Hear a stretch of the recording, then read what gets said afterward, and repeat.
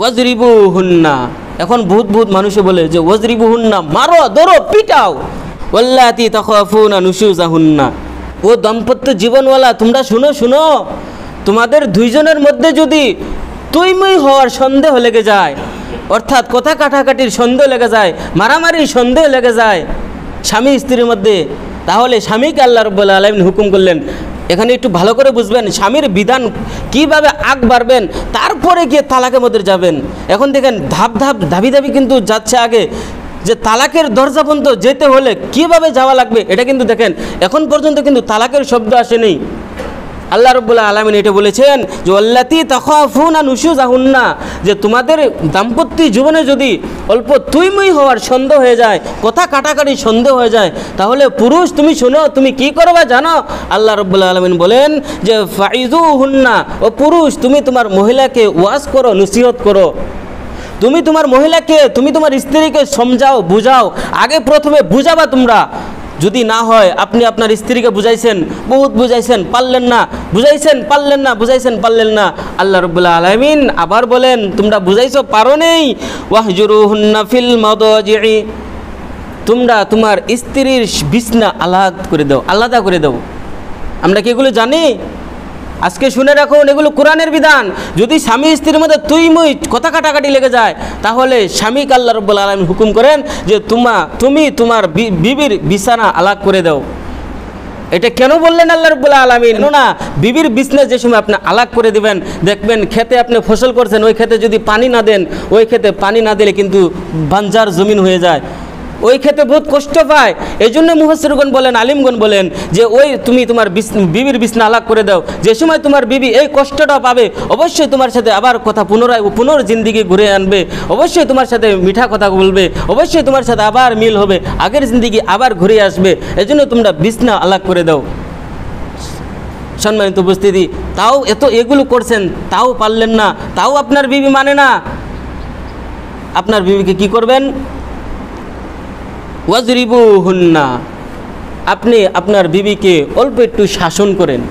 এখন বহুত মানুষে বলে যে ওয়াজরিবুহুন্না, মারো, ধরো, পিটাও। এটা না, ওয়াজরিবুহুন্না দিয়ে মতলব তোমরা তো মারো, মারার একটা ভাগ আছে, আপনি হালকা একটু পিটাবেন। এটা আমার কথা না, ভয় পাবেন না, এটা কোরআনে বলেছেন। আপনার বিবি যদি এত অতিমাত্রা পার হয়ে গেছে, তাহলে আপনি হালকা একটু শাসন করবেন। শাসন দিয়ে মুরাদ আপনার মেসাক দিয়েও বাড়ি দিতে পারেন, বা বালিশ দিয়েও বাড়ি দিতে পারেন, বা আপনি একটা থুকনাই দিতে পারেন। এগুলো মানে হালকা একটু শাসন করবেন, এখন পিটানো মতলব না। ওয়াজরিবুহুন্না আপনি পাইলেই যে বলবেন মারতে বলেছে, মারা লাগবে না, আপনি অল্প একটু শাসন করবেন। দেখেন শাসন করেছেন, তাও পারেন নাই। 3 নম্বরটা হলো তাও পারেন নাই, শাসন করলেন। 1 নম্বরে আপনি বুঝালেন, ওয়াজ করলেন, ফাইজুহুন্না বুঝালেন, ওয়াজ করলেন। 2 নম্বরে আপনি আপনার বিবির বিছনা পৃথক করে দিলেন, আলাদা করে দিলেন। 3 নম্বরে আপনি হালকা একটু শাসন করলেন, মারলেন, তাও হয় না। 4র্থ নম্বরে আপনি কি করেন? আপনার বিয়াই অর্থাৎ আপনার শ্বশুর আর আপনার আব্বাকে, ওই বিয়াইদেরকে এখানে বসায় দেন। বিয়াই তো চিনেন তাই না? বিয়ানি আর বিয়ানি দুইজনকে একসাথে বসায় দেন। ওই গ্রুপের স্ত্রীর মাতবর আর ছেলের মাতবর 2 গ্রুপকে একসাথে বসায় দেন, তাদের ঝগড়া মিলাবার জন্য, তাদেরকে মিলাপতি করার জন্য। আর প্রথমে বসায় দিয়ে তারা মিলামিত করবে। যদি দেখে যে না, চলবে না, এটা মিলে না, তারপরে আপনি 5 নম্বরে যাবেন তালাকের ভূগোলে। 1 নম্বর, 2 নম্বর, 3 নম্বর, 4 নম্বর তৈরি করছেন, তাও আপনার স্ত্রী বুঝাইতে পারছেন না, আপনার স্ত্রীর শান্তি পাইতেছেন না। 5 নম্বরে আপনি যাবেন তালাকের ভূগোলে। তালাকের ভূগোলে কীভাবে যাবেন? সুন্দর কথা রয়েছে। তালাকের ভূগোলে ঘেতেও ধাপ আছে। আপনি যদি ডাইরেক্ট করেন চলে যা 3 তালাক, এটা আপনার জন্য কিন্তু একটা বিদআত হয়ে যাবে, গুনাহ, হারামের মতো হয়ে যাবে। তালাক দেওয়া কি জায়েজ না হারাম বলেন তো? তালাক দেওয়া কি জায়েজ না হারাম বলেন তো? একটু জায়েজ আছে না হারাম রয়েছে তালাক দেওয়া? বলেন, একটা বলেন। হ্যাঁ, জায়েজ, হালাল। এই তালাক বিধানটা আল্লাহ রাব্বুল আলামিন হালাল রেখেছেন। হালাল রেখে আল্লাহ রাব্বুল নবী সাল্লাল্লাহু আলাইহি ওয়াসাল্লাম এটা বলে দিয়েছেন যে আল্লাহর হালালের বিধান থেকে সর্বনিচ্চ একটা হালাল হলো এই তালাকটা। সর্বনিচ্চপতের হালাল, এটা আমরা কেউ হারাম বলতে পারবো না। এখন হালাল তো রয়েছে, তালাকের কিন্তু ধাপ আছে, তালাকের কিসিম আছে। তালাকে বেদঈ, তালাকে রাজিঈ, তালাকে হাসান, তালাকে আহসান, তালাকে সুন্নি, বহুত কিছু রয়েছে। এটা শুনি আমরা সর্বপ্রথম যে তালাক কিন্তু এইভাবে দেবেন দুই কিসিম। এক নম্বরে তালাকে বেদেই, দুই নম্বরে তালাকে সুন্নাহ, এই দুইটা আজকে আমরা শুনি।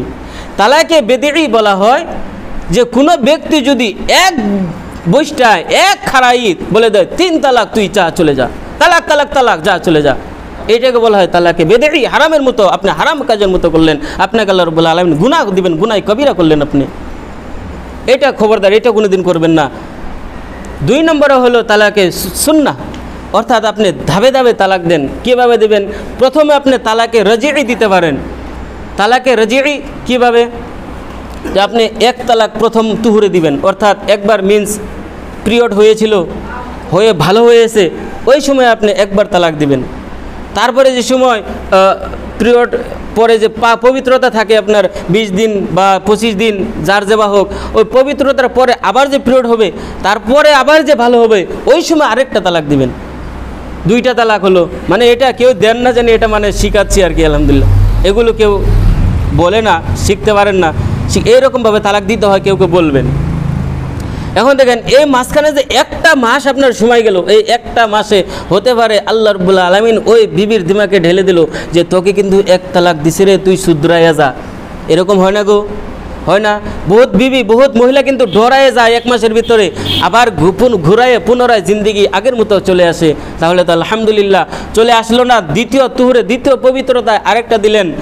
ওই 2 মাস আপনার সময়, 60 দিন আপনি সময় পেলেন। এখানে যদি ওই বিবি ঘুরে আসে তাহলে তো আলহামদুলিল্লাহ, ঘুরে আসলো না, আর আপনি এর মাঝখানে তালাক রাজিই করলেন না, অর্থাৎ কোনো টাচ করলেন না, মহব্বতের নজরে দেখলেন না কোনো গুপ্তাঙ্গ, তাহলে এটা কিন্তু আপনার তালাকে রাজিই শেষ হয়ে গেল।